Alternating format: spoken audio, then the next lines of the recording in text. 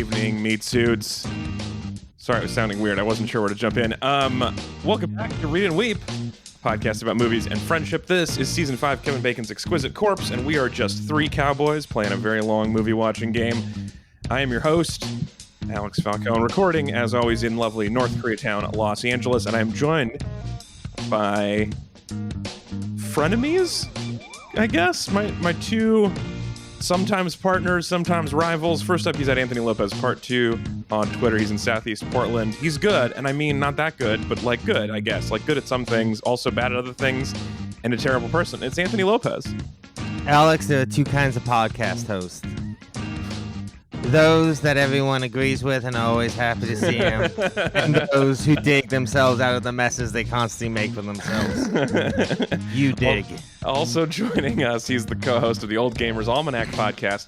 He's coming to us from the woods of Brooklyn, and he's bad. I mean, not like bad. He's like bad at some things, good at other things. He's mean, but he's not meaner than the good people. Anyway, it's Hunter Donaldson. Yeah, wait, so who does that mean I am? Who are you making me in that one? You're the bad. He was good, you're bad. Yeah, I'm nasty bad. Yeah. I'm a bad guy.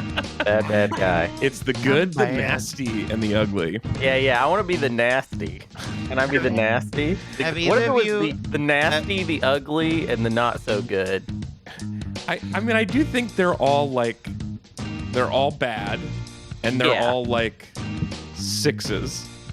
You ever seen? Is that wrong? I feel like they're all pretty similar. So you don't understand Clint Eastwood's appeal, is what you're communicating. No, I do see. Okay, maybe he's the 7, and then there's 2 6s. But Tuco is not ugly. Like I feel so bad for Tuco. I am just. Which, by the way, he's an ugly soul. Yeah, he's an ugly. I mean, he is. That's the thing. They're all ugly in that way. Is really the problem. They all have 6s for souls. Also, this is literally a hitman. So I mean, like that's pretty ugly. But the other 2 kill people for fun. Also, yeah. They don't kill people for fun, but it is. The thing is, it's like, are they talking about the characters or are they talking about the Wild West? You know, because this movie has the good, the bad, and the ugly. Wild West. They put their names over their pictures, if I remember correctly. Like they're pretty clear on who is what. Yeah, they do specifically say who is what. But it had been a while since they'd said Tuco was ugly, and so I was like, is there another ugly person who's going to show up? Because this guy, he's fine. He seems nice. And I mean, none of them are nice. They're all bad people, but like they all killed for money. But anyway, what I should say for wait a minute, joining us. Wait, no. I got to say this first. This is more important. This is more important. Do you think? Yeah. No, come on. Let Alex. Ezra's not here today, so that's why we're wrapping this up and going right into chatting. Ezra can't make it. His son got norovirus, the one where you throw up for 2 days and then don't care again. Oh, okay, norovirus. Okay. Sorry, neuro sounds way worse. Neurovirus. Yeah, and I'm like, what norovirus? Is that? Anyway, he's thrown up, and which is bad news bears for everybody in that household. But you know what? Throwing up for 2 days and then not caring again sounds delightful. I take that any day of the week. It can be a little cleansing. We got norovirus from a kid a couple years ago, and it was a really unpleasant evening. It's gnarly. And also that's like the cruise ship virus. That's like everyone who's ever heard of you gets sick the same day. You're like, I'm gonna get everyone who's looked at me sick in the next 10 minutes. Anyway, so Ez can't make it. He's looking after his kid, which means I'm the ugly. And I would just like to say again, in Tuco's defense, he's a 6. He's a Civil War 8 at least. I mean, this is an ugly time. I mean, he's also he's basically the main character. I mean, as far as the movie is concerned, he's the most interesting of the characters. Yeah. He's the only one whose family we meet. It's useful to talk, and Tuco actually speaks words, whereas Clint Eastwood just kind of chews. And doesn't say anything. He's the only one that's like a character. Everyone else is like a myth. Yes. Right? Like a walking archetype more than person. And he's got a bit of a character. But can we back up just Ezra would like to say that he would be, if he had a choice, he would say that he's Brutti Mamuni, which is my terrible Italian pronunciation. Brutti Mamuni, which is the ugly but tasty, and it's a cookie, an Italian cookie, and that's what that means. Beautiful. And since this is an Italian movie, that makes perfect sense. All right, please, Anthony, tell me what you were going to say before. Did you say Clint Eastwood was like a 7 in this movie? Are you out of your fucking mind? Dude, every one of these guys, look, is so hot. in this fucking movie. Okay. Just prime. Oh my God. For 2 seconds, Anthony. Think for 2 seconds about how bad all of these people smell. Oh, I'm sorry. Were you watching this in smell-o-vision? No. Do you have a fancy smell-o-vision television? You're not going to walk up. Alex? You're not going to walk up and be like, man, that guy was so hot. All you're going to be able to think is that is the smelliest man I've ever been near. And I don't know. The strongest sense tied to memory. You're not going to remember hot people. You're going to remember the way he smelled for the rest of your life. It would be so off-putting. That's not a thing. Here's what is a thing. Personality is sexy, Anthony. He is the worst personality. He is the dumbest person in this movie by a fair amount. It's so weird how dumb this character is. Yeah, I can agree with all that. I got no problem with it. But to not say that Clint Eastwood is not so fucking hot in this movie. He's hot. He's fine. Okay, Clint Eastwood's a 9. He's a Civil War 9, and he smells like a 2. The way he's dressed, the outfit in the beginning before he gets all sun-pocked, but that blue shirt and the long skirt. He's turned into a raisin for 3/4, like a burned raisin for 3/4 of the movie. Clint Eastwood is so fucking hot in this movie that his son has got to be in 40 movies because he kind of looks like his dad in this movie. That's how hot Clint Eastwood is in this movie. His untalented, not good acting son gets to be in a bunch of big blockbusters because he kind of looks like Clint Eastwood in this movie. What is his son? That's how hot is it. Scott Eastwood, he's been in a million things. He was in like one of the Fast and the Furious movies.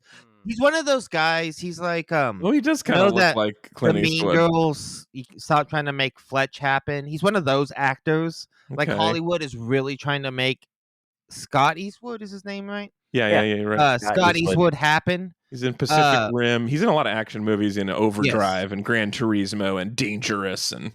Yeah, but he's in a bunch of stuff. Hollywood is trying to make him happen. He is a charisma vacuum. He is when you say Hollywood is trying to make him happen, I sort of assume it's like his dad is also involved in this. No, I don't think his dad cares at all. You don't think Clint Eastwood is like, put my son in this movie? I think Clint Eastwood is more focused. And if you get a call from the man with no name, you're not like, yeah, I guess I should put this kid into my movie. I think he's more trying to work on his own little movies and do all the crazy stuff he's doing. But I am kind of curious what he's up to. But basically, so he's a little bit of a smelly cutie in this movie, but he has no skills in the movie either. He just squints for 3 hours. Shoots a hat into a grave and then a gun into the grave. Right. That's not skill. As an actor, no skills. As a gunslinger, he knows all the tricks. He's got all the gun tricks. Yeah. He can recognize a person from the sound of their pistol firing. That's not a skill. He has no skills. Okay, so he's also a witch, is what you're saying. Yeah. He's like a cute, smelly witch. Yeah. I just smelly boy witch. Yeah. He just as an actor in this movie, his only thing is his eyes are narrower than you'd expect. See, right. I disagree with that. I think he's smelly cute. With his eyes being narrow, you disagree with that? His eyes are narrow. He's squinty. No. Yeah. The idea that I think that he doesn't do anything. I think this is the type of performance that comes off very effortless and doesn't look like he's doing a lot, but it is. You've seen other performances where people, especially because this performance and this archetype is stolen so much. So many people have tried to do this, and it usually doesn't work. The fact that he is so dialed in and has such a good relationship with a director and sort of knows how to work those angles, especially playing a character like this on film, right? It's not like doing it in a play or anything like that. You have to be aware of how you're going to look from this angle with this lighting, with this, and how your performance is going to read. There is a lot of work that he is doing. It comes off very effortless. It helps that this is the third time he's played this character, and he's also done a bunch of other movies. And it all happened back to back. It's his third time playing the character, and it's year 3, and they all happen sequentially. So I mean, it's He is very dialed in at this point because he's showing up to do the job that he's done twice before already. I want to hear more about this. But we have a couple of things we want to get to before we dive all the way into the movie. And also, I would like to point out that if you Google Clint Eastwood, Google's little information box lists his occupation as former mayor of Carmel by the Sea, California. Wow. He was a mayor? Apparently he was the mayor of a small town in Monterey County for 2 years, and they have they've ranked that higher in terms of his occupations than his movie career, which is great. Okay, but we'll come back to the man with no name, and we'll say an 8.5 looks.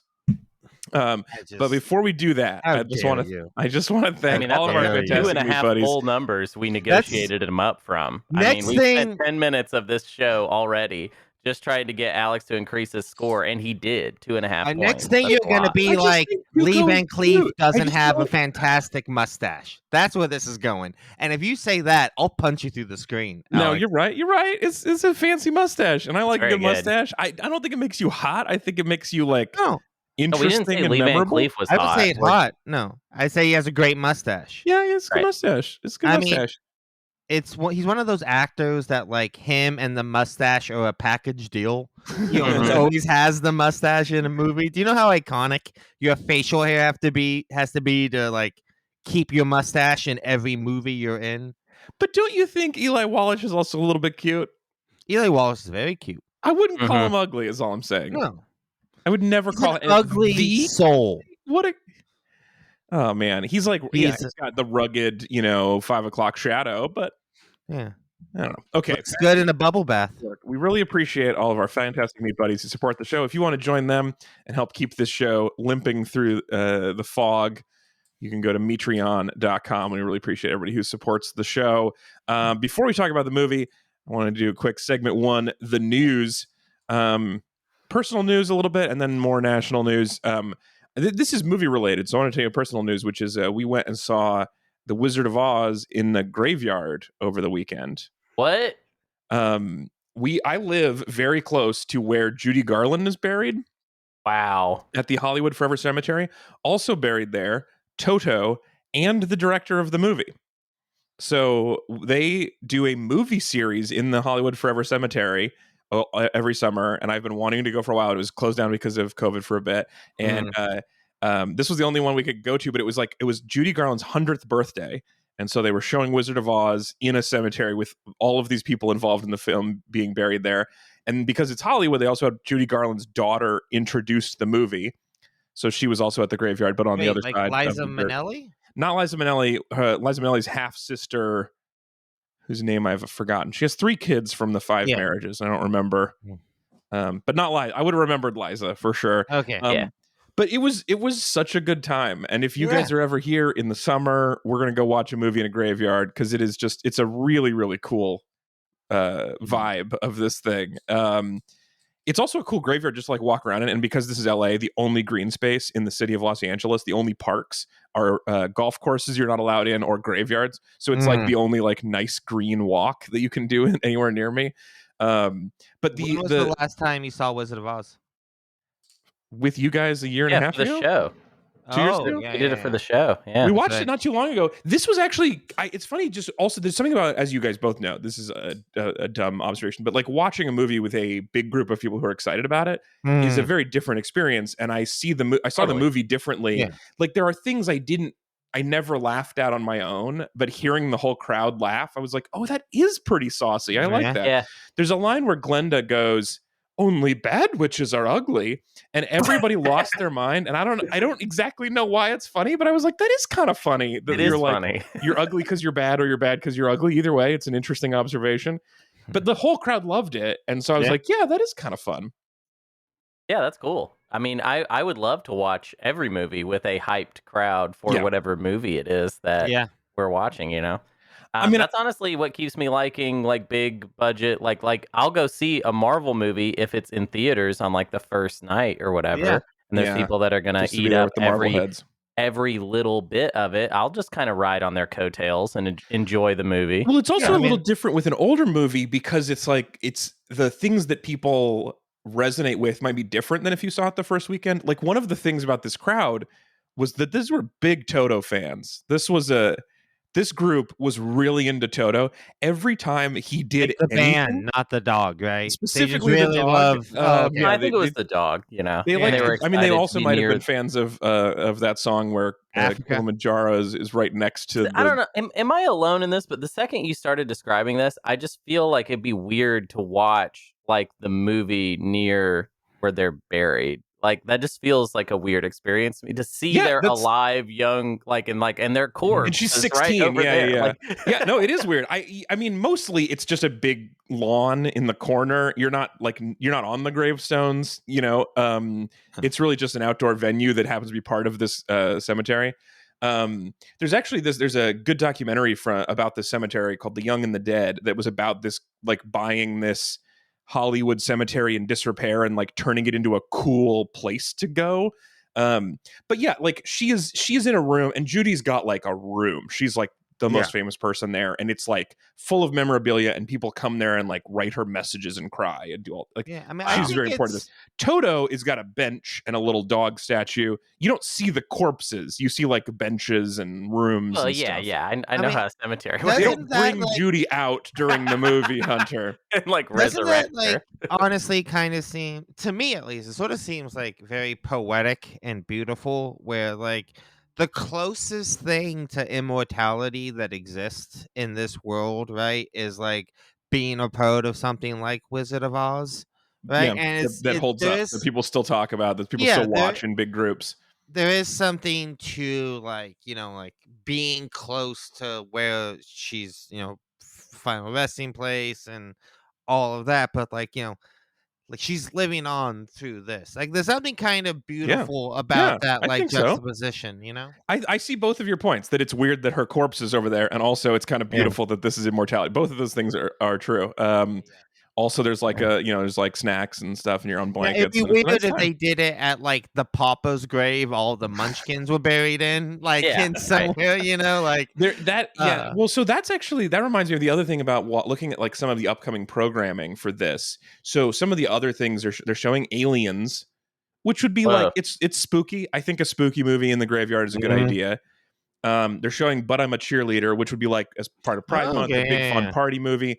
But then they're also showing Purple Rain, which would be like largely a cool concert experience. But there's also some like really awkward scenes in that movie where he like abuses a woman. And I feel like watching in a big party atmosphere, screen abuse would be like, ugh, like what a weird experience for all of it. So it's just it's a really interesting movie project that's going on here.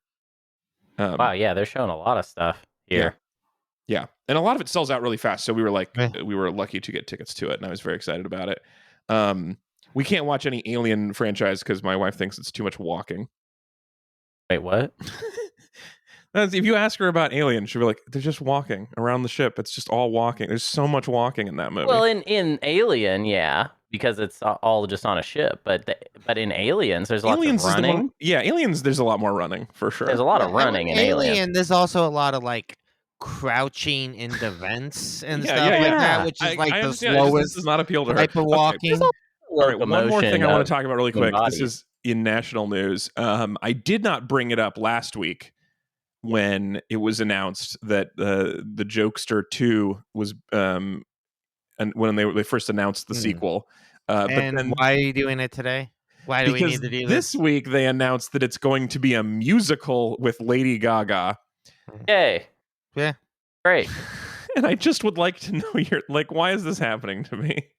Well, because the first one made $1 billion. Well, yeah, that's the actual How is it that like no one likes this movie and it made $1 billion? A lot of people like this movie. Unfortunately. Oh, I just want to hang out with bad enough people. No. Well, no, I mean, I think if you have never seen any of the films that influence it, and like the thing I said about Joker, I think when we talked about it on this was like if you take out all the Batman stuff and the Joker stuff, it's like a kind of just like a sort of fun, non-offensive Taxi Driver meets King of Comedy homage. But it's all the Batman stuff that really wears it down for me. And I do look, I'm not a big fan of Todd Phillips as a filmmaker. Right. I don't think he has a great film in him.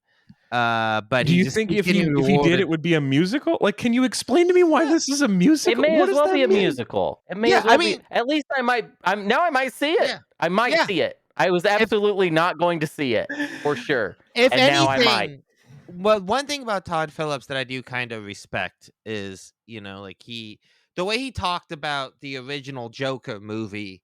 When he talked about like how he got Joaquin Phoenix on it, it was like he sold it to him as like a heist, essentially. He's like, I want to make this movie that's essentially like like I said, a king of comedy, Taxi Driver, an homage, a 70s crime thriller. Mm-hmm. They're not going to let us make that, but if we call it Joker, we'll just make this movie and we'll just call it Joker. It has nothing to do with Joker, right? So it's like it was kind of them like, this is the only way we can get the studio to give us this much money to make this movie.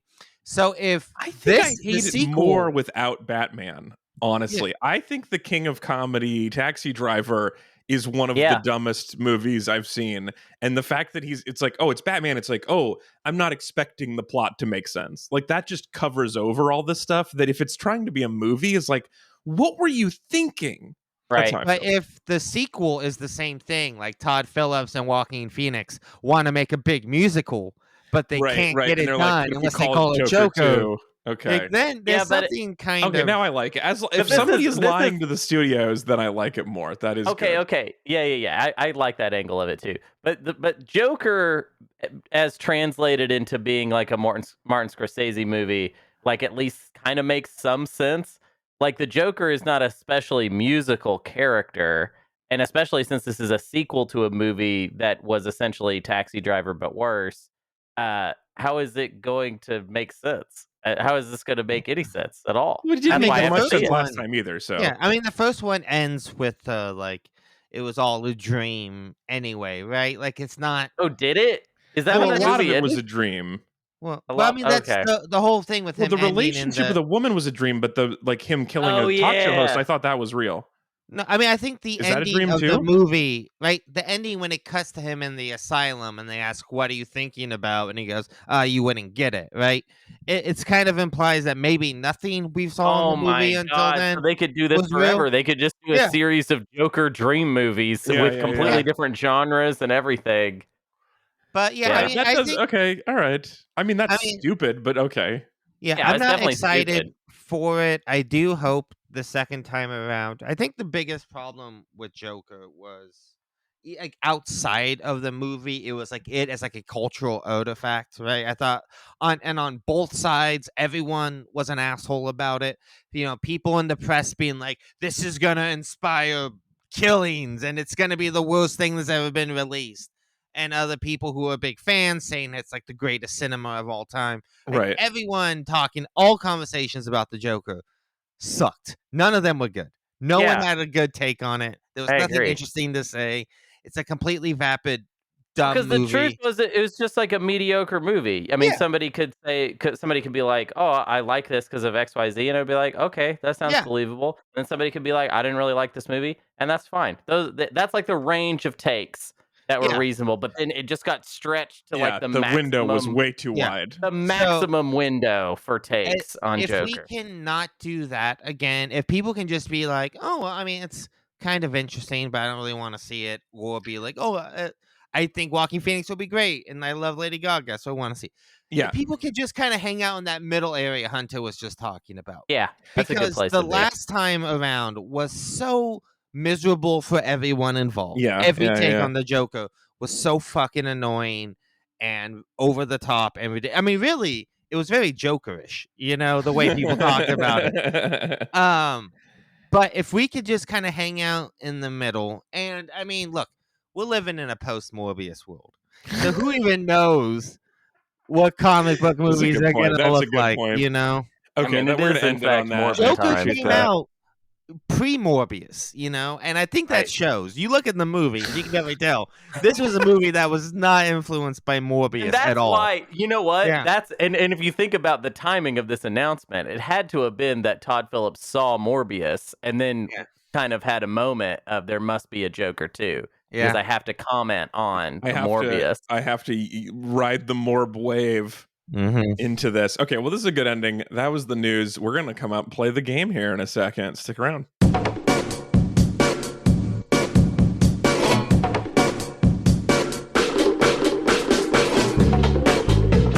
take a second before we play the game actually to tell you this, which is we got a comment on the YouTube from last week's episode from Prof Parm, who said, "My favorite part about seeing these is that I previously assumed you used the stings to allow everyone to take a break and such and give yourself a good editing point. And now I know there is no editing." And I am glad that ruse was maintained as long as it was. It is designed to have an edit point were we to edit. It's designed that in the future, if we were like bought out and Sirius XM wanted to like add ads to it or whatever, but mostly it's just to keep the pacing up. And I'm definitely not editing most of the time. I mean, sometimes there are tech problems we have to edit it, but generally no, that's just I play music and we sit there and then we go on. I mean, if you watch this, you notice, Alex, and this is something you talked about on the show, you always got to have something to do with your hands. That's just kind of one of your things, as I usually am. Hitting sound cues is that for just a small second. True. It gives you something to do with your hands. It's the fidget toy of audio. When I did a story on TikTok recently and somebody said, "I love that you're just holding a pen because it feels like we're working together and you're just like office gossip." And I like that a lot too. So if you're watching us on YouTube, which you can do by going to youtube.com/AlexFalcone, you can see us as we do the show and you can see what color Parker Jotter I'm spinning today. It's yellow. Okay, now it's time for segment 2, the game. As you guys know, we're playing a year-long movie watching game where we try to direct the movie, moving only Kevin Bacon style from one actor to a similar or same actor in a different movie. I should practice this. Anyway, you guys get the game by now. Kevin Bacon's Exquisite Corpse. Hunter, as you guys may recall, last week. Wait, no, go back. As you may recall, last week we watched Out of Sight, picked by Ezra. And Hunter, what movie did you pick out of that? Just to keep everybody refreshed. I was going to travel through Don Cheadle to Rush Hour 2. You picked Don Cheadle, who was also in that movie, to go to Rush Hour 2. And then, because in doing so, you broke a non-binding agreement with Ezra, as well as his heart. Ezra decided to be vindictive with one of his power cards, and he played...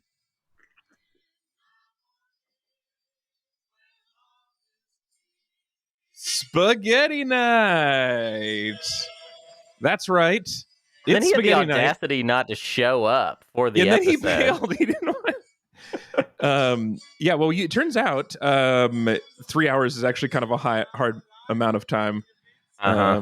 But which we were talking about, and I was like, normally I hate long movies, but this is worth it. But then it was actually kind of a stretch to get it all watched, and then Anthony wanted to postpone because he was having trouble watching it all, and Ezra didn't get a chance, and then his kid got sick anyway.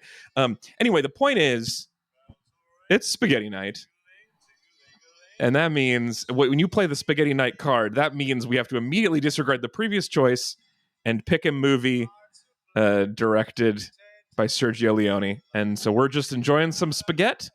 And instead of that, picked one of his smaller, lesser-known movies. Lesser-known. They're trying to give some of his, lesser-known films, like I said, a little bit of attention. So we were able to do that here. So Hunter picked a little movie called Il Buono, Il Brutto, Il Cattivo, the 1966 Italian epic spaghetti western film directed by Sergio Leone, starring Clint Eastwood as the good, Lee Van Cleef as the bad, and Eli Wallach as the ugly.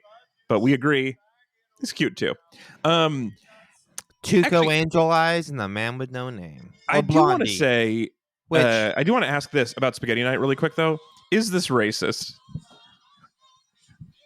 Is calling it Spaghetti Night racist? Yeah, is this kind of a weird thing? It's funny. I was gonna ask if Spaghetti Western is racist, and I think if Spaghetti Western is racist, well, that's what I meant. Sorry, is Spaghetti Western? Yeah, is that racist? No, I don't think so. One, I think that's kind of like I don't think it is. I think there's a long history right now. There. I think the Italians invented fascism, so they can't really call racism out. Well, it is interesting because, Italians in America obviously dealt with a lot of racism for a long period of time and then don't as much now. And so it's weird it's like there's a big cultural context. I wonder if in the 60s, during that sort of transition, whether it was more of an insult than it is now. And like, I feel like, I mean, like, I like spaghetti. I like Italian food. I am Italian. I feel like I when I say it, I don't mean it bad. I mean, like, we do love spaghetti, but but in other racial contexts, that would be weird if you named a genre after a food that is common in the country of origin of the director. This gets weird fast. Sure.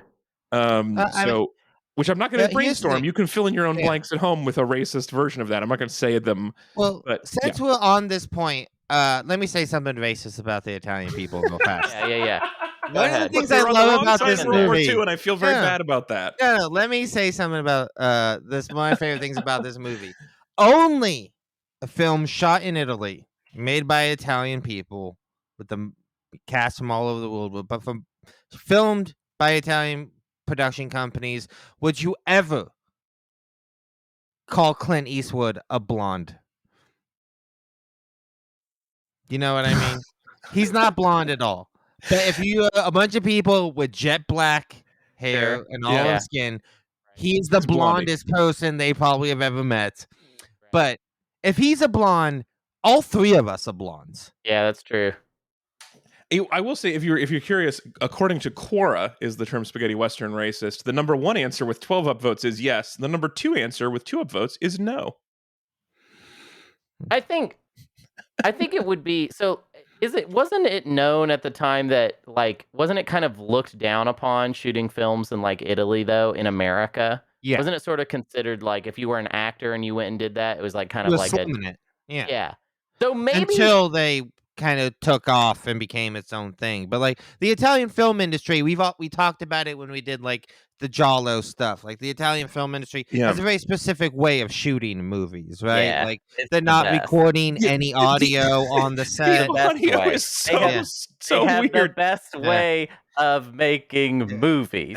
I mean, there are things about it that are so brilliant, but it's hard to watch this and be like technical marvel where it's like none of the words line up with the mouths at any point. I mean, this movie does in terms of like the scale. There is some really, really impressive stuff. There is, I know, and it's just like, but it's like, there's some brilliant. The cinematography is so incredible in this movie, completely incredible. And then to match that with like, we didn't hire a sound person is just such a bizarre. Well, this is how they did it. This is how they did it, Alex. I know. It's just so how weird. they did it. Like, it's the thing is, though, it's how you kind of look at it. Because if you just focus on the voices, it's a little weird. But if you take a step back and think about every sound was applied to this, so every noise, every footstep, every Foley, any movement, all this stuff that would normally be captured on set, every single one of those had to be manually recorded and added to this movie. And if you step back and look at it that way, the lip syncing still looks silly, but it is like wild to think about, especially just like room noise, background stuff, all the like explosions, battle sequences. There are huge battles with like hundreds of people running towards each other, and just the amount of Foley someone had to do for every single scene in this movie. That's pretty wild to think about. It kind of makes it definitely impressive. You know? Yeah, it definitely is. I will just to continue to add to this discussion a little bit. If you Google "is spaghetti western a racist term," like, and I'm doing this incognito to double check that it's not just me, and it's not. The fifth result is friend of the show Nevin Mergen's tweeting, "Spaghetti western is a racist term," puts on shades, walks slowly out of the room as an argument explodes behind him. So Nevin is on the side of yes, and he is one of the authoritative voices on this subject. It seems like it would be because like it's like a genre film, and then I think as we were experiencing, I'm actually being kind of American centric too. I'm assuming we came up with this term, but that we would come up with it basically saying like as a way to kind of side eye it a little bit. It's not like we do this with any other genre of film or country of origin for film. Well, I mean, there's also. We obviously would and probably have, but we don't continue. Well, I haven't heard it as often recently. It's not sticking around, you know. Yeah. But there is like there's more to like a spaghetti western than just like being filmed by an Italian film crew in like Spain or whatever, right? The spaghetti western tropes are different than the American western tropes. Totally. Right? Like spaghetti westerns, like there were I'm sure we'll get into this, especially with Little Spiel later, but like the idea of like revisionist westerns as like its own subgenre of western, right? And it's like there were things you couldn't do in American film because of the Hays Code and stuff like that. And the classic American western, right? Is like it's like American westerns, like traditional classic American westerns have much to do with like the actual American Wild West as like Lord of the Rings has to do with the Middle Ages of Europe, right? Like they're so far from what it was actually like, and the types of stories they tell, and like the clear mythology of white hats, black hats, the noble savage races, the way men and masculinity is treated, right? All this stuff that is what American westerns were built on, and like spaghetti westerns, because they didn't have to follow the Hays codes and would be made by more subversive directors who are actively like trying to tear down and destroy and like comment on the American western, which is always like, good heroes are strong men who never make mistakes and only kill bad guys, and all that stuff that comes with the classical western. So there is more than just it being filmed in Italy that makes it like a spaghetti western. Oh, totally. You know what I mean? 100%. Yeah, it's there's no, I mean, besides the camera, which is doing a marvelous thing basically constantly in this movie, it doesn't romanticize really at all. It's very punk rock in that way. It's very just like, look at this kind of disgusting place. And I mean, is there any good people in this movie? Does anyone have a good heart in this movie at all at any point? I feel like not really. There's a priest who gets in a fist fight. Yeah, I mean, you're right. Yeah, it's not really. It's not a lot of good. So maybe that's why he's called the good, because it's like, well, it's all relative. Just like the ugly is like ugly next to those two guys. In this world, he is good because he does give that dying soldier his coat. That's the only good thing that he does. True. He does that. And that's after he's been an asshole for about an hour. So okay, well, so I did want to get some information. I hadn't really thought about that. I do. As a whatever, like 5th generation Italian American, do not feel like I've dealt with a lot of oppression for this topic, so I don't feel like I'm allowed to say whether or not that sounds racist to me. In general, I do prefer a thin spaghetti western. I just think it lands a little better. Every once in a while, I like a bucatini western. Get that? It's the inverse of spaghetti. It's a donut hole of spaghetti. Anyway, okay. So this week we watched Good, Bad, and the Ugly. Let me summarize in case you haven't seen it. And I'm going to do this, even though this movie is 19 hours long, I'm going to summarize in just 5 points. Because I think there's long periods of time where people are just standing there looking at each other. And I'm going to kind of cut through those real quick. Okay. So the bad man has got his great little mustache, and he's out doing his murders, as is his wont, because he's bad. And when he finds out... he's a hitman. Come on, he's a hitman. He kills people for money. Kills people and for you know money. what? He's not also just interrogates them for money, and sometimes he kills people for... Okay, so this is still the first half of a sentence, the first clause of the first sentence, but we can derail a little bit. He lives by a code, which is if you pay him to kill somebody, he will do that.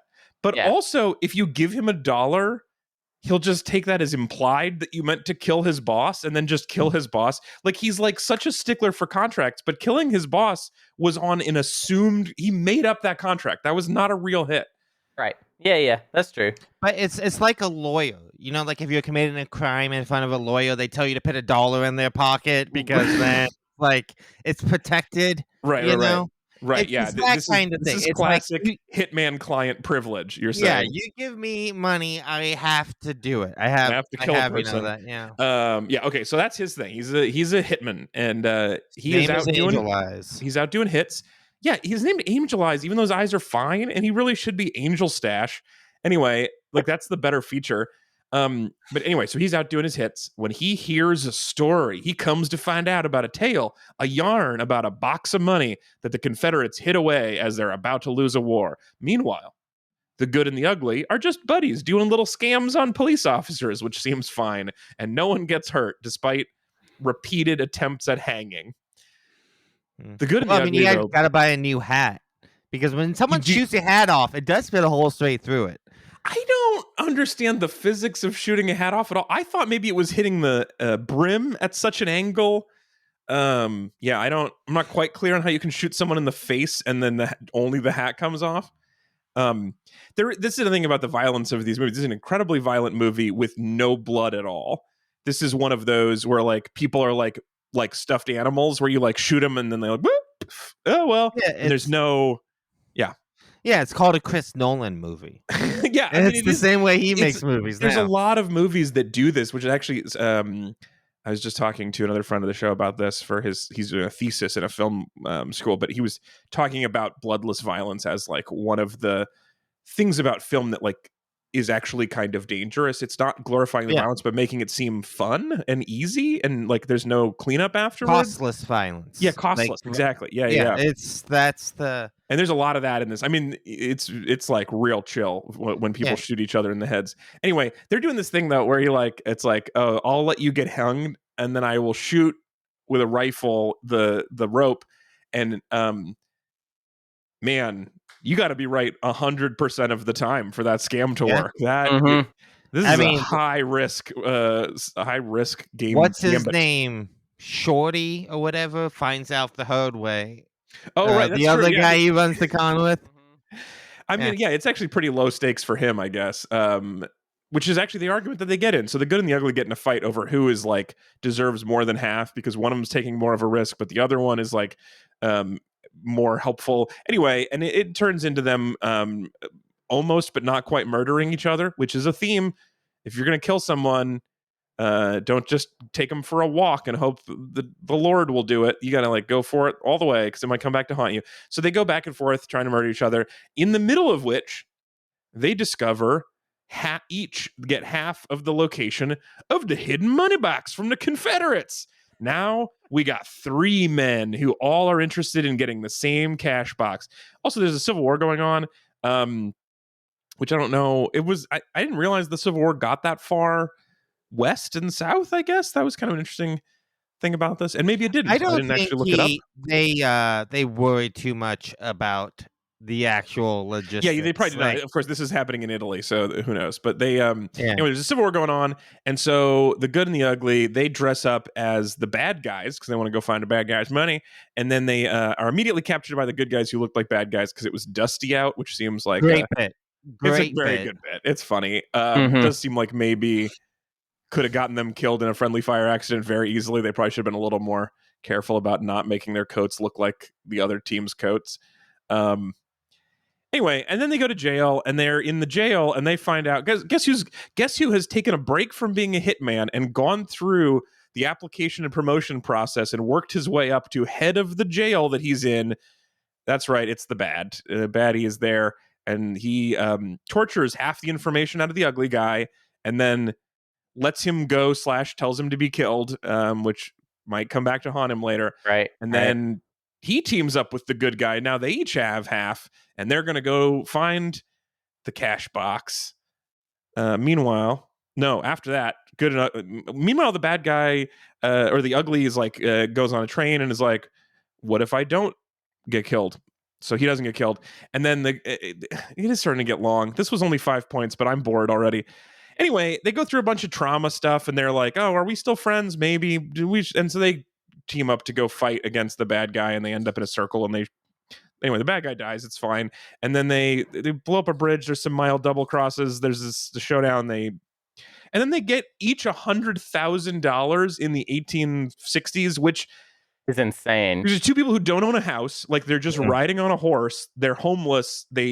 There's no way either of these 2 guys doesn't immediately blow it. Like this is the odds of them enjoying any of this money is so low, but that's all. That's an act. Well, Tuco seems like he's going to have a really good 72 hours, and then everything's going to fall apart. But those 72 hours are going to be fucking great. He is going to burn bright and burn out fast for sure. Blondie, on the other hand, I don't know what he's going to do with that money. It's not like 100. I mean, even 100 grand in bills would be hard to hide, but in coins, like. You just look like you have cash bags on your horse. Right. Well, he's probably going to go bury it somewhere, right? I mean, he dug it up, so he's going to bury it. And he's going to have a dollar in his pocket. He knows. Periodically, he'll go have another showdown, dig it back up, put another dollar in his pocket. I mean, it's just, both of these guys are unbanked, is what I'm saying. It's not going to be a good financial situation, and they're just off the grid. These guys, it's too they're much not on money. The grid. Do you guys? But do you ever feel that with somebody doing a crime where you're like, this is too much money for you? You should rob $100. That would be a gun and an outfit and a new hat and all of the cartridges costs $150. You do not need $100,000 today. Right. Yeah, I mean, the whole contents of a store was less than $100. Like, you do not need. What are you going to do? You're not going to buy California. What are you doing? Maybe that's what happens in this world. Is Blondie buys California, just all of California. The man with no name, Mr. California. Yeah. I mean, in real life, he was a mayor in California, so it's not, it's not that wild. Of Caramel by the Sea. I don't know how to actually say it. You get it. It's kind of cool to have done this, because I was thinking about this last night when I was watching this. But between the Odessa Steps sequence and Battleship Potemkin's and the whole final act of this movie, have we done probably the two most influential and famous examples of film editing in movie history? Like, I'm sure there's a lot more other great examples out there. Yeah. But especially like the final showdown in this movie, the way it's edited is stolen and homaged so much. It's probably one of the most copied sequences in movie history. Yeah. Battleship Potemkin, again, even this wouldn't exist without that. But everything from the second Tuco runs into the graveyard, and I just love when Tuco's running in the graveyard. Yeah, I mean, that piece of music, the sequence is really good. So Ecstasy of Gold is like one of the greatest pieces of music ever written for a film. But like everything about that is sequence. Is that the one when he's running, or is that the sting that they play? No, that's the one when he's running at the end. Because I will say that one musical sting is so good, and they might have played it too many times. I think there was you're in the 900 times they've gone wah wah wah, and I was like, I get it. I don't know.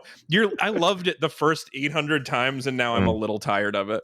Yeah, this is the first time I watched this movie without stopping halfway through, artificially just stopping, and I kind of wish I had, to be honest. It's pretty long.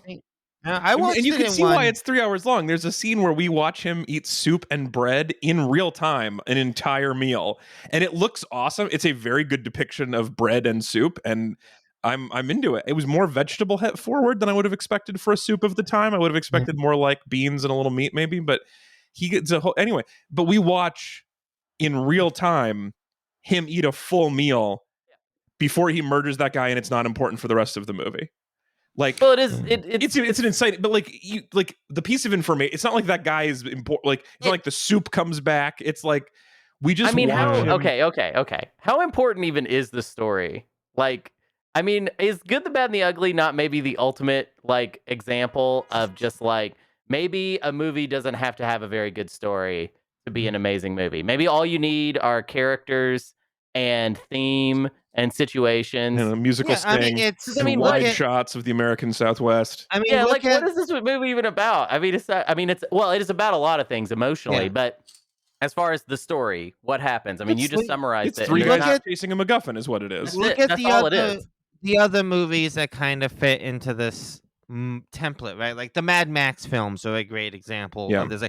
Mad Max is very, very similar to The Man with No Name. There's literally a direct inspiration to one of them, but these are mythic storytelling, right? They're not Good and the Bad and the Ugly is not supposed to feel like something that actually happens. It's supposed to feel like a story that is passed down and told, right? It is the Odyssey by Homer is not a really great plot. It's he's trying to get home and he makes a lot of stops along the way, and that's really what this is the good and the ugly are just we put on these coats and now we're in jail and in the army, and it's just we just do this thing and now we're here, and we do this thing and then we're here, and we do this thing and then we're here, and then eventually we end up in the right place. It's an Odyssey story that they're going on, for sure. It does have that real mythic quality to it, epic quality. Yeah, it's epic. I'm joking. I do love the soup and bread scene, and it is really, this movie is so cool looking. But in terms of why it's long, it's because there's a lot of patience even when the scene doesn't matter that much. Yeah. It's just the tension of a murderer eating soup, just like really strong. The thing about that scene, can I just say real fast? Is there anything scarier than someone using a big ass knife and eating off it? Like when he goes to cut the guy's bread and he has this knife and he's like has the piece of bread on the knife. So very, very spooky. It is. Very intimidating. No, I appreciate you saying that, because I also feel like if a person is eating an apple with a big ass knife, he means you no harm and he has wisdom untold. Like that guy knows a lot of stuff. But doing it on bread this time, I was like, oh yeah. It reminds me of the scene in Pulp Fiction where he drinks the milkshake too long, where Sam Jackson finishes the milkshake. Yeah. There's just a way where you eat somebody's food without respect that is like, oh shit, this man's gonna kill me. Like he took more than his share of soup and my kids haven't eaten yet. He's going to shoot me after this. There's no way out of it. Yeah, and I mean, before that, he just silently walks to this place from a long ways away, and it very takes forever. long way. Yeah. I mean, it's spooky as heck. It's probably one of the spookiest character introductions in any movie I've ever seen. Yeah. Very good, but not speedy, not in a hurry to get someplace. Yeah. I think that character introduction is brilliant, and the game that the good and the ugly are playing is excellent. I do not understand the double cross, like what was Blondie's plan where he was like, oh, I'm just going to try to kill this guy and then just stay at a hotel nearby and wait for him to shoot me? Well, I mean, he tracked him for days or weeks or months, right? It was like a long time. You can't go very far. You're on a horse. It's like he's not going to go to New York. It's like he's going to be in the neighborhood.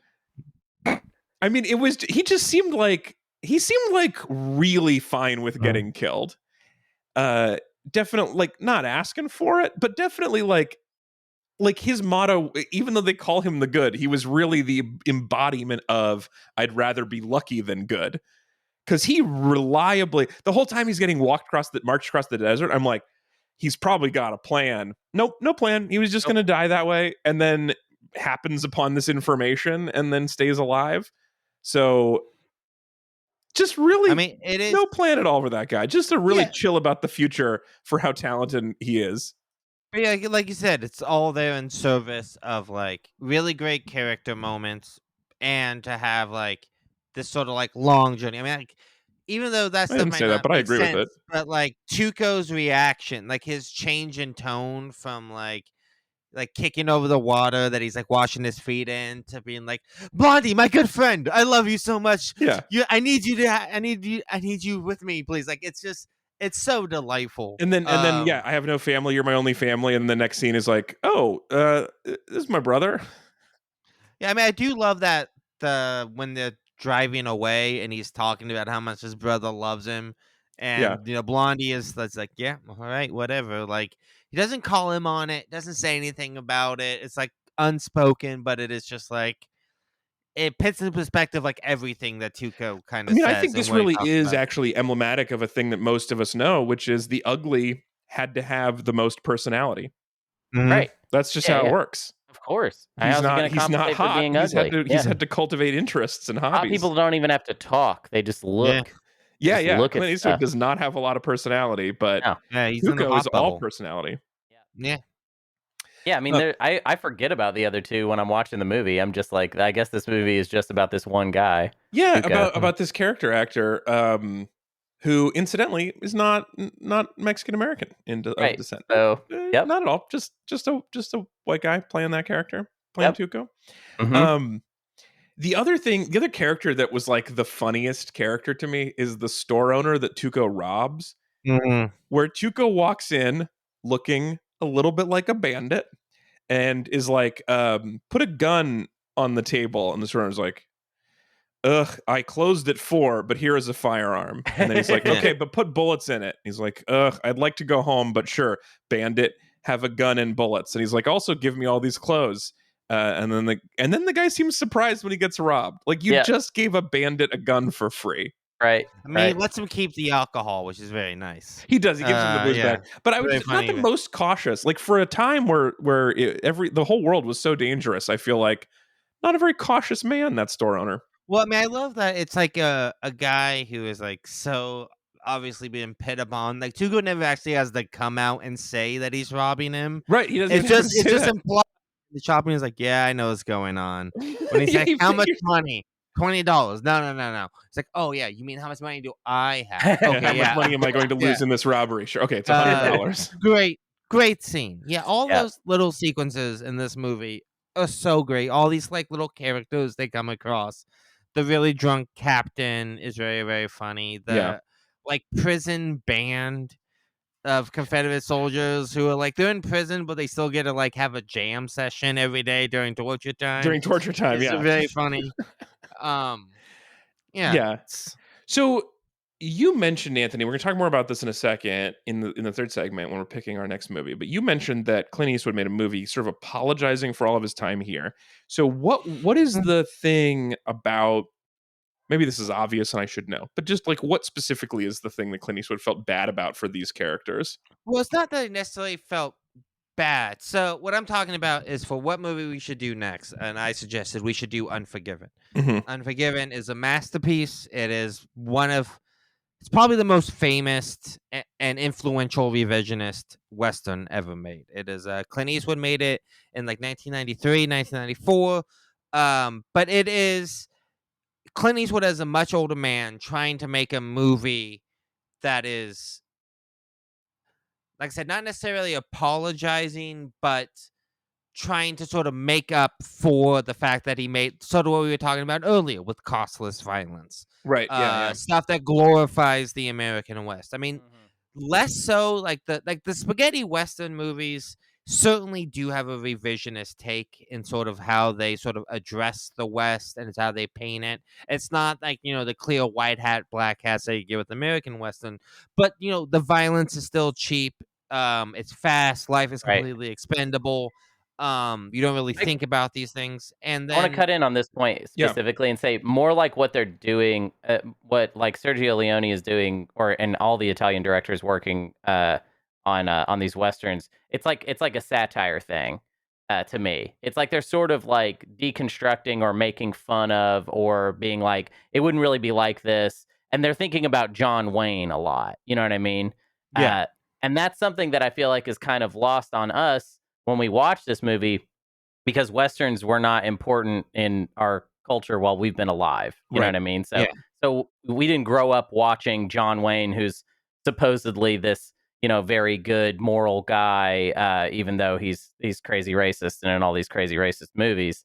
And then watch, these brutal, like dark movies where there really are no heroes. And I feel like that's kind of lost on us. Okay, this is so dumb, and I probably should have done some reading beforehand. So is calling him the good meant to be sort of self-aware that he's not actually good? Yeah. There is an awareness good, but we know that he's not good. He's just like he's good by like the standards of this fucked up world, right? Right. Okay, that makes sense. And again, like I said, if you look at the movie as like in line with like the other titles in the trilogy, right? Fistful of Dollars for a Few More Dollars, Good, Bad, and the Ugly, right? Those are titles that are about like the life of the West more than they are about like the characters or what they go through, right? It's like Fistful of Dollars is like a provocative idea of like what the desperate struggle for money is. This in the same way is like it's a massive epic called The Good, Bad, and the Ugly. It's the good, the bad, and the ugly of the Wild West of this time, right? And it's like that's why it has a bit of everything. It has like a bit of like highs, a bit of lows. Mostly bad and ugly. Like that's what's being emphasized. But even here. The good is like them running a con when one of them could die, right? Like that's like right. The or good the good is blowing up a bridge in the middle of the Civil War.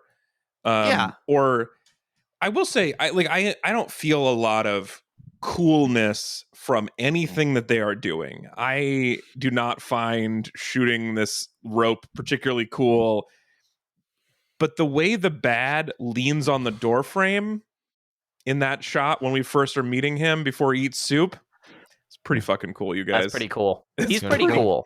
There are some very cool leans in Westerns. That's like one of the things that is the most attractive to me of this lifestyle. I cannot watch a Western without thinking of just how dirty and smelly they are all the time, which does take away some of their cool factors. But a good lean, I like. But yeah, so kind of go back to Unforgiven, which is Clint Eastwood. He he started in a bunch of westerns and action movies when he was young. He started directing. His first movie he ever directed is his movie called High Plains Drifter, which you've never seen it. It's pretty good. It's definitely very, very dark, sort of mean spirited. He's kind of playing the same character. He's also a man with no name who rolls into a town and gets into stuff. But he's directed a bunch of other movies to then, and he never wanted to come back to a western unless he had sort of like something he wanted to say or do with it. And so Unforgiven is a story of Clint Eastwood. He's a much older guy who used to be kind of like a young gunslinger, but he's retired, and he kind of gets pulled back into that life. It's sort of like that classic sort of Western trope. But it's done in a way that is not like sentimental or glorifying. It's an incredibly brutal movie, but not in a way that feels like gratuitous or like it's celebrating this kind of stuff. It's really about like the actual effects of violence and sort of how unfair and cruel and chaotic violence is, especially like the unfair part. That's a huge part of the movie, that it's the just and the unjust alike. There is no like sense or reason. Good guys don't always win. Bad guys don't always lose. It's sort of that type of movie. Gene Hackman gives one of the greatest performances of his incredible career in the movie. Morgan Freeman's awesome in it. Clint Eastwood's really, really great. Won a bunch of Oscars. It is of the Western in our lifetime. It's kind of weird. Like every 10, 15 years, we get like 5 or 6 big Westerns, and then it immediately peters out, right? So like growing up I feel like in my lifetime, I've seen incredible Westerns. For a genre that no one does anymore, it keeps popping up and it is usually done very well. And maybe it's just like I'm only hearing about the ones that are good, or I'm only or they're only making ones that are pretty good because it's a stupid genre to make a movie in now. But I've seen I feel like a lot of really good Westerns.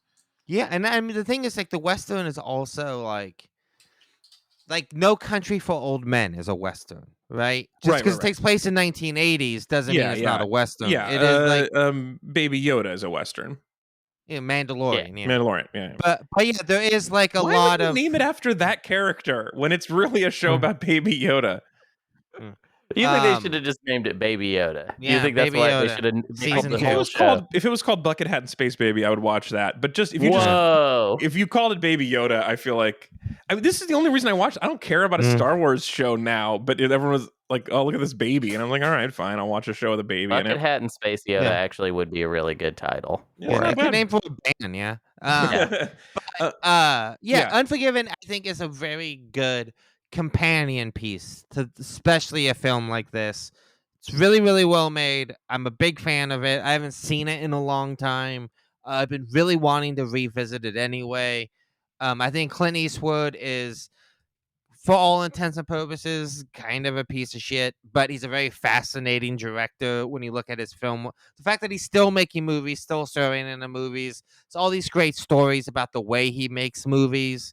He's famous for doing like 3 or 4 takes, and even if the actors want to do more, he goes, "No, I'm good. We're moving on."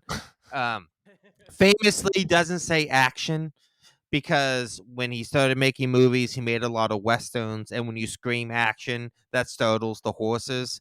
So he never got in the habit of saying action. So a lot of time he just goes, "Just whenever you're ready," is what he usually says.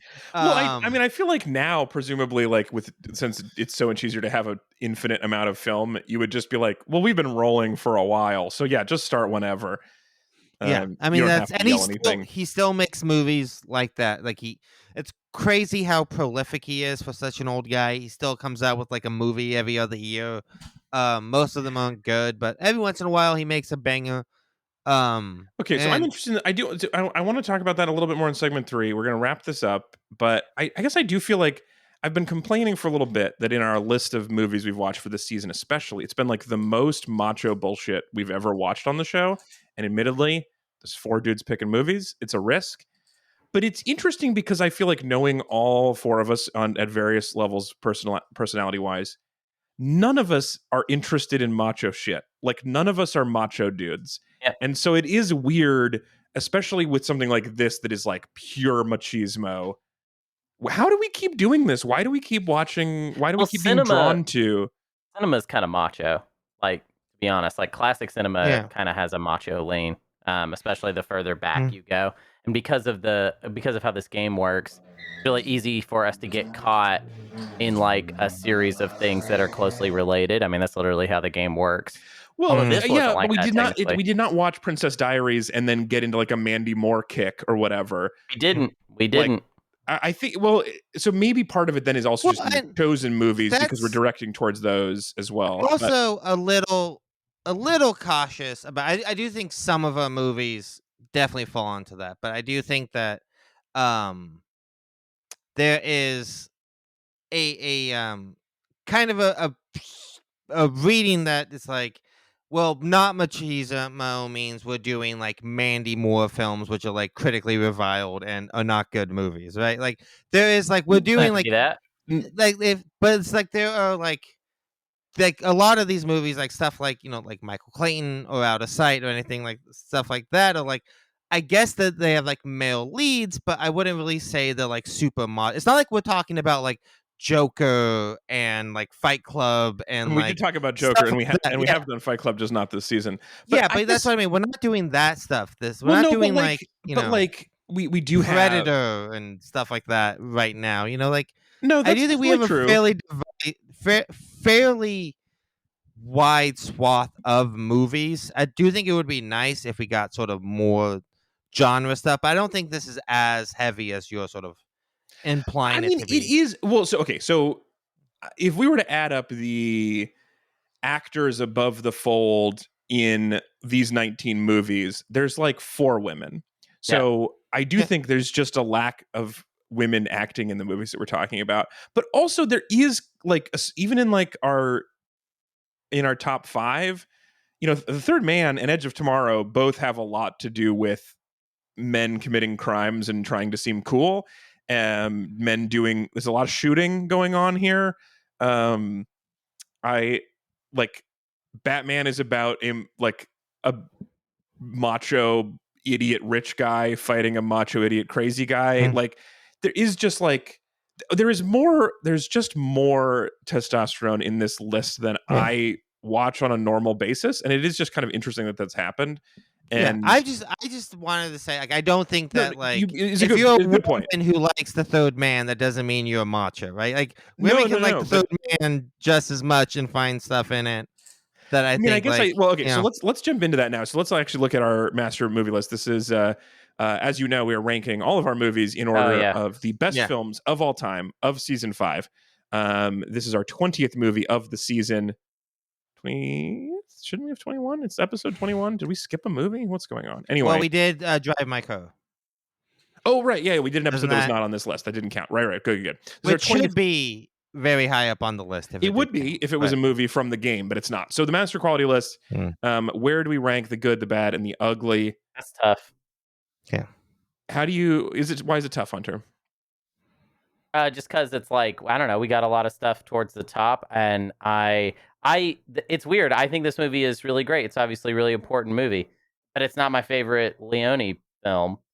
What is your favorite Leone film? Once Upon a Time in the West, which we talked about last week. Oh yeah, we did talk about that. That's what really, I like really about that movie better than this movie is this movie does feel like it's just about a bunch of punk ass dudes that just have their punk ass thing they want to do, and then like the cinematography and the score makes it feel so much bigger than it is. Whereas like Once Upon a Time in the West actually has like regular people in it that have like real more closer like relatable problems than just like looking for $200,000 in old bills back in the day. Yeah, just looking for money from the Confederacy. Like, yeah, that's a good description of it. I really do. I did enjoy it. It's beautiful. It's really cool in parts. But yeah, it is a bunch of punk ass dudes. Like what a bunch of assholes. They're just a bunch of punk ass little asshole boys. No, Once Upon a Time in the West is a very heavy movie about the cost of violence and the cyclical nature of it and stuff like that. This is like, I think, especially because this is like the third one with like this cast and crew, and they're just kind of like having fun and cooking at this point, you know? Like, it's a very different movie. Well, so Ezra did not watch the movie, but has ranked it 4th, specifically ahead of Apollo 13 and Batman. Hunter, with that said, where do you rank it on our list of the best movies of all time? Can you give us the top 5? Currently, top 5 are The Third Man at number 1, followed by Edge of Tomorrow, Eternal Sunshine of the Spotless Mind, One Flew Over the Cuckoo's Nest, and Batman. God, this list is like impossible. This doesn't seem that hard to me. I'm interested in where you're going to land from this, but because I am getting to a point where I'm actually starting to regret our very early moves of putting Edge of Tomorrow so high. Yeah, no kidding. Yeah, I'm just kind of tired of it. But there were only like 4 movies at the time. So really the weird thing is that you haven't put anything above it since then. Well, see, I mean, I've voted many times to put something above it. I just feel like I've been outvoted. So even though I feel like I don't like it as much as Eternal Sunshine, no, do I like it better than I like? It's more important than Eternal Sunshine, that's for sure. I'm going to say number 2. I'm going to put it at number 2. Whoa, okay. After all that. But it's more of a meta reason, less of a that's how I feel about the movie. You know, you're starting to game it. This is a big concern with this list making strategy. Anthony, where do you put it? This list needs to look more like something that I can understand, and it just doesn't anymore. Right, yeah. Well, but that's because this is not the ranking of Hunter's favorite movies. Oh, I know. This is the best movies of all time of season 5 in order. This is the collective wisdom of the 4 of us. Of course, I understand that. I'm more I'm just like whatever. Number 2. I think you guys are all being weird. The list is perfect. I don't know what the fuck you're talking about. I'm agreeing with you, Anthony. The list is perfect. A lot of great fucking movies on this list. They gotta fall somewhere. Yeah. But I'm a little conflicted. So I saw this movie. I recently got an early Christmas present, which allowed me to watch this in 4K last night. So I watched this movie in 4K, and it blew my fucking hair back. It was like a 4K remaster from like last year. Like it just happened. Yeah. So I got to see it in 4K. It was really, really pretty. So I'm a little bit more hyped on this movie than I would normally be because getting to see it. Hold on a second. Why is this called an early Christmas present? Early birthday present is what I meant. That makes more sense. I was going to say you're just as close to last Christmas as you are this next one. But so I watched this in 4K. It was really, really good. Very, very pretty movie. Especially because again, I sort of talked about this with other movies, but like first time I saw this was on VHS. Mm-hmm. So it's like every time I see this, I get to see it in like a higher resolution, higher quality. Eventually, I'm going to see this in a theater on a really nice like 35 millimeter print, but today is not that day. But so I'm really, really jazzed on it, and I do think we have a very good top 5. I think this movie belongs in the top 5. I think if anything, it's because I have seen this so many times. Like I haven't seen this probably since high school, but I watched this movie, all of his movies, a lot when I was in high school, and I know this movie really well. I remember it really well, but I think like because of this project, I saw The Third Man for the first time. I saw One Flew Over the Cuckoo's Nest for the first time. And I know those movies are high up on the list. They didn't necessarily blow your guys' minds like they did mine, especially One Flew Over the Cuckoo's Nest really hit me in a profound way. I found that movie to be incredibly moving, very, very well made. Mm-hmm. So because of that, I think I'm going to have to put this right behind One Flew Over the Cuckoo's Nest. So would that also be number 4? That would put it at 5 for you. Wait, how is that? That One Flew Over the Cuckoo's Nest is 4th. So if you put it behind it, that would be 5th. It would be 5. Oh, okay. So yeah, I'll say that right after One Flew Over the Cuckoo's Nest. All right, I generally feel like this list has some weirdness in it, but one thing about it that is pretty solid is that I do think the top 6 are stuff that I kind of feel something about. With the exception of Batman, where it was like, it's super fun, but I don't care about it ever again. There's some interesting things about it, but so that's the little. But overall, I do feel like we've ended up on stuff a lot. A lot of stuff has ended up in a pretty reasonable place to be. I think this is. I mean, obviously, this is behind Apollo 13. There's no doubt. And Michael Clayton is was good, but I don't care about it that much. And so this hot 7th spot is going to be open to me for a lot of things, I think, where it's like, I like Michael Clayton, but it doesn't matter. Apollo 13 is the best movie of all time. So I'm going to give it a 7 ranking, and it will probably not be the last movie I put in 7th, which, if we add those together, including Ezra's slightly trolly guess at number 4, that puts this at 4.5 average score, which means The Good, the Bad, and the Ugly from 1966 is officially the 5th best movie of all time. Number 5. Just bumped Batman out of the top. I am curious if we did this without Ezra's number, no difference. Okay, good. So Ezra did not affect the outcome of this at all. And he got to feel like he was a part of it. So that worked out great. Okay, so now we got to get to the picks.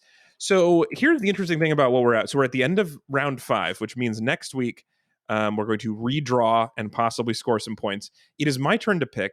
As I've said before, my least favorite part of this show is picking the movie. I really like when you guys pick a movie and then I enjoy it. That's an ideal situation for me. Here's where it gets weird. So Anthony, you have this pitch, and we're going to come back to it in a second. I was going to do it in the other order, but I'm going to do it in this order now. We already talked about it a little bit. I have this power card that I mentioned last week that is moving via aspect ratio and film type. And I just said aspect ratio last week. I did not read the whole card. And Ezra posted in our Discord that this movie and Iron Giant are both filmed in, was it 2.35, right? Pretty much the standard aspect ratio for widescreen movies. Well, for widescreen movies, which was weird for Iron Giant. Animated films were not usually done in this super widescreen format. It was kind of an interesting choice, according to this article I read. Also, according to IMDb, Iron Giant was actually 2.39 to 1, so slightly different anyway. But it doesn't matter because the whole card reads this. It is still overpowered, I think, but the whole card is actually much more confusing because what it says is move to any movie that was shot with the same aspect ratio and type of film as the originating film. And it turns out figuring out types of film is kind of wonky. Yeah. It turns out there are like a lot of brands of film, and we would have to make some serious decisions as to what makes something the same type. And it would have to be Technicolor as well if you're doing it from this movie, right? Which kind of limits you. Wait, where does Technicolor come in? That's a coloring process. The Technicolor is the type of like the film process that film is being shot on. It's no, I thought Technicolor was in the way the film is processed. It's in the way the film is shot. We tried to look up what kind of film stock it was, and we couldn't figure it out. It turns out it's actually not widely available what kind of film stock everything is filmed on. You can find some stuff about cameras and the aspect ratio, but mostly when you look up type, it says it's aspect ratio. But so anyway, my whole plan today was to not have to pick a movie. It was great news. I could just say same aspect ratio, Iron Giant 1999. I score 5 points and share them with nobody and have a great day. And I get to watch this movie I'd wanted to watch. That is also, instead of 3 hours, 90 minutes. What a great time. But this card I've already watched it. That's how hyped I am for it. I already watched it. Hunter already sent me the YouTube channel art for the movie that we have not gotten to yet. That's how on you are for this happening. I mean, it's a very good fucking movie. I'm stoked about it. Can't wait to watch it. It is not available. Not happening. Can't work. Can't make it make the moves work.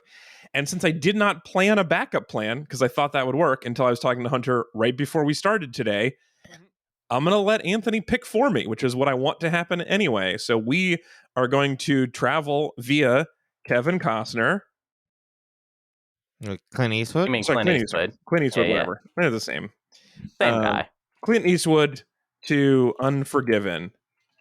We are gonna, which is a sequel to the movie Sorry. We're gonna watch Unforgiven with Clint Eastwood next week. That was the pick. It was Anthony's pick, but it was my pick. And thank you for your help, Anthony. It's a great suggestion. No worries. Interested in learning more about it. I have not seen this movie in a very long time.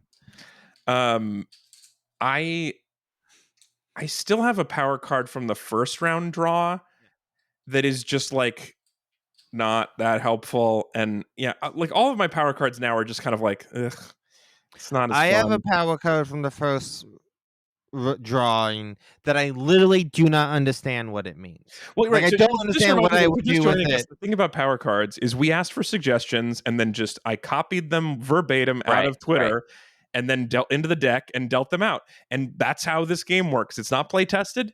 You just read your thing. We do some rules lawyering, and then we find out where it's going to go. That didn't work in Hunter's favor last week. He could have gotten something more, but at least Ezra's rule was clear. And that's what I liked about that power card. But some of them are clear, but just not very powerful. I do have one that uses the word similar. And so that is going to, no matter how it's used, there's going to be some arguing over how similar is similar. So we'll talk about that. But I don't know this thing about film type. So, and aspect ratio is too overpowered, which is part of the fun. Some of the cards should be overpowered. Anyway, we'll get to all that, but instead we're going to watch Unforgiven and not think anymore about it. So that's next week on the show. If you have suggestions, by the way, we'll still take more power cards. You can send us an email, podcast@read-weep.com, or you can send it to us. Can I ask a question about power codes? Yeah, please. Yeah, ask a question. Okay, if a power code... Okay, so what is the length that a power code can be effective for? So I have a power code that allows me to do something. But if I do that, is that now canon for all things going forward? Or it's hard if I know without you telling me what the thing is, because I don't remember. But if the power is like Hunter is not on the show, then we could decide how long that goes. I got a power code that just says suspend one rule. Oh. Okay. So does that mean I get to suspend that card. Rule forever? Or is it just for this one instance? I get to suspend a rule and then it goes back to it at the beginning of the next week's recording. So Hunter, this seems like this is a game. This is a thing that's come up in other board games. So I'm sure you have an actual answer for like, what does a suspend the rule card usually do? I think that it would be most fun, and also would encourage you, Anthony, to be as drastic as possible with your pick. If it was for one round, you can suspend one rule of this game, which there actually aren't that many rules. So I actually feel like you would just be like, for one round, so it doesn't. I think the word suspend means not for the whole thing. That would be cancel or remove. But yeah, our house rules list, which we do have a separate page. The only one we have is that you can't pick an actor twice. That's the only thing we've written down. So you can't move by the same one twice. So you could get rid of that rule. However, I would say interpretation-wise, you could suspend the turn order rule or something. Or you could suspend the rule that says we finish everybody before we redraw. You could suspend power cards. You could suspend part of a power card. I don't know. I think if you can make an interesting case for it, there's a rule that in D&D that Hunter, you taught me about, which is that if it's fucking cool, let it happen. Rule of cool. The rule of cool. And I definitely feel that in this game. So Anthony, if you can make a cool case for it, hell yeah. Okay. You can say like one of the rules is Alex is hosting, so I'm going to host the rest of this year. That's up to you. See, I feel honestly like no one man should have that much power. You know what I mean? Like I feel like I don't like it. I'm nervous. So this is the flip side of the rule of cool, is if you use it in a way that's not cool, it'll be a bummer. And it won't be, and that'll suck. But yeah, as long as we all think it's cool, then it's fine. Yeah. Yeah. I think this is a great... You might mention this since he's not here, but Ezra likes the most chaos. So you might mention this to him as a power you would be willing to use in conjunction with him at some point, and he'll come up with a way to use it that would be fun. Yeah, that's true. He does have a good mind for these sorts of things. Yeah. Yes. Hunter would be able to use it strategically. Ezra would be able to use it to do something wackadoodle. And I don't have time to think about it, so don't ask me. But I'm also, we can ask the fans if you have a suggestion. Is there a rule or something that's come up that you think would be fun for Anthony to suspend? I'd love to hear it. Podcast@read-weep.com. And I look forward to talking to you guys next week about Unforgiven. Thank you so much for listening, everybody. We'll be back again next week with that movie, as just mentioned. You can email us, as always, podcast@read-weep.com. We appreciate all of the meat buddies who help out the show. We really couldn't do this without your support. We especially appreciate all the people who are watching on YouTube now. Enjoy. We've gotten some interesting. We just got it's a slightly more active comment world than the world on the website, because on iTunes you don't comment on podcasts the same way. So it's been nice. We are not putting a lot of effort into how we look, so we just want to see us in an average day, sitting in our rooms, you can do that there. But the thumbnails are very good now because Hunter's making wackadoodle thumbnails that look like YouTube World, and I like it a lot. And that was requested in a comment. So anyway, if you have thoughts, you're welcome, everybody. We'll talk about it for my thumbnail work. Yeah. All right. Thanks for being here, Hunter. Always great chatting with you. Yeah. Good to be here. And Anthony Lopez, thank you for helping me pick a movie. This is a lot of fun. Remember that if in the future that I'm susceptible to deals about picking things that could help me, help you, or would just be like not a bummer to watch. So that's an option. I didn't have to ask you this, but can we get from Unforgiven to Avengers Endgame? Hopefully not. I don't think Gene Hackman is in Avengers Endgame. Morgan Freeman is not. Clint Eastwood certainly is not. Richard Harris was dead before they made it, so I don't think he's in it. He's probably not in it, huh? Yeah, I don't think we can get... I mean, there's no way... I'm surprised anytime we get a movie that can't get us the Avengers Endgame because everyone's in that. But I'm sure within a move or two, I mean, especially within Morgan Freeman, you can get to somebody who's in not Dead Ringers, but Avengers from Morgan Freeman in one movie. For sure. This is the 1992 Unforgiven, right? Yes. Okay, so the two people in common, according to IMDb, are John Roche, the Foley artist, and T. Daniel Scaringi, who's in the camera department. So there's two crew in common. If you had the power card, travel by crew in common, which I think somebody does, or I think is on the list. I don't know if anyone has it, but I think that exists. But that would be the only way to do it. Okay, cool. Well, thank you guys so much. Looking forward to it. We'll talk to everybody next week. Goodbye. Bye.